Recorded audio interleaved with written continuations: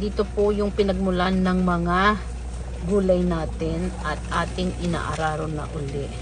So, panahon na naman ng pag-aararo kasi tapos na ang winter. So, araro ulit tayo at saka samantalahin natin ang panahon at mahal ang gulay. Kaya, sipag-sipagan tayo guys. Tapos, ito po yung gamit namin pagkatapos ng araro, ating lalagyan ng manure. Yan.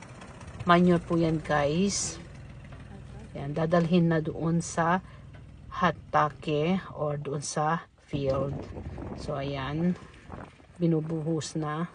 Kalahati pa lang ang aking inararo dyan.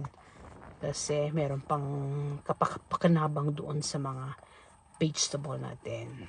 So, ayan. Si Habi ang